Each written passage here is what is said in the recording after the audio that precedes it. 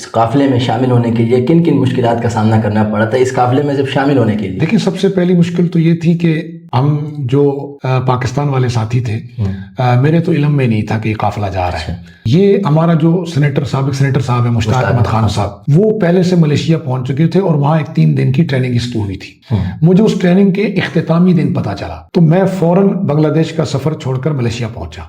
تو آپ نے پوچھا کن کن مشکلات کا، تو مجھے ملیشیا میں نہ ہو گئی کہ آپ نہیں جا سکتے کیونکہ ٹریننگ ختم ہو چکا ہے سیشن، اور ٹریننگ کے بغیر ہم کسی کو بھی قافلے میں شرکت کی اجازت نہیں دیں گے. تو یہ 5 افراد ہیں جو اب جا سکتے ہیں. تو حضرت مفتی ابو لبابہ شاہ منصور صاحب کو آپ جانتے ہی ہوں گے، وہ خیر کے ہر کام میں ہمارے معاون ہوتے ہیں، اور نہ صرف مشاوروں سے نوازتے ہیں بلکہ وہ ہماری مدد بھی کرتے ہیں اور پوری سپورٹ بھی کرتے ہیں. اللہ تعالیٰ ان کو جزائے خیر دے. خیر کا کوئی بھی کام ہو تو وہ اس سے پیچھے نہیں رہتے. تو میں نے انہیں اپروچ کیا تو انہوں نے پھر ہمارا ایک رستہ بنایا، اور جو اس سمود فلوٹیلا قافلے کے جو سرپرست تھے وہ ایک شیخ ہیں، ملیشیا کے بڑے آدمی ہیں، عالم ہیں، شیخ اعظمی.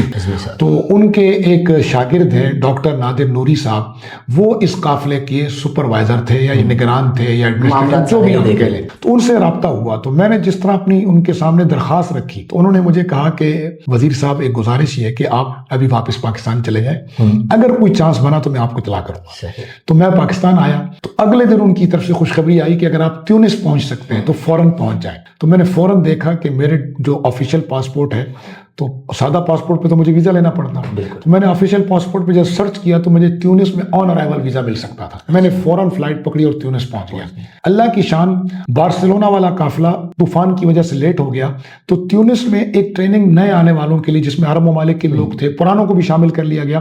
ایک 4 روزہ ٹریننگ دوبارہ شروع ہوئی اور میں 3 کو وہاں پہنچا اور 3 کی شام کو میں اس ٹریننگ کا حصہ لیا. تو ہمارے جو پاکستانی ساتھی تھے مشتاق صاحب کے علاوہ جو 4 تھے، وہ بھی 3 کو ہی پہنچے تھے، لیکن انہیں میرا علم نہیں تھا، مجھے ان کا علم نہیں تھا. ہم جب وہاں پہنچے تو ہم وہاں جا کر ہماری ملاقات ہوئی اور ٹریننگ سیشن میں ہم اکٹھے ہوئے. تو پھر اور بہت ساری مشکلات آتی رہی. کبھی طوفان آیا، کبھی ہمارا نام نکل جاتا، کیونکہ ہم وہاں یہ تھا کہ جی ہر کشتی میں اسٹرانگ پاسپورٹ اور ویک پاسپورٹ کے لوگ بٹھائے جائیں گے.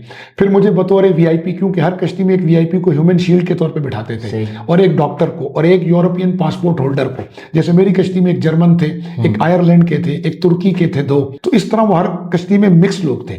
تو کئی مرتبہ ایسا ہوا ہمارا نام آتا پھر نکل جاتا. سب سے پہلے میرا نام آیا نیلسن منڈیلا کے پوتے منڈلا منڈیلا والے گروپ میں اور وہ ایک گروپ میں تھے. ہمارا گروپ نمبر 11 تھا اس وقت. پھر میرا نام اس میں سے نکلا، ان کا بھی نکل گیا. وہ ایک لمبی داستان ہے کہ اس میں کشتیوں کی دوبارہ سے انہوں نے جو ہے معائنہ کیا، اسٹینڈرڈ طے کیے.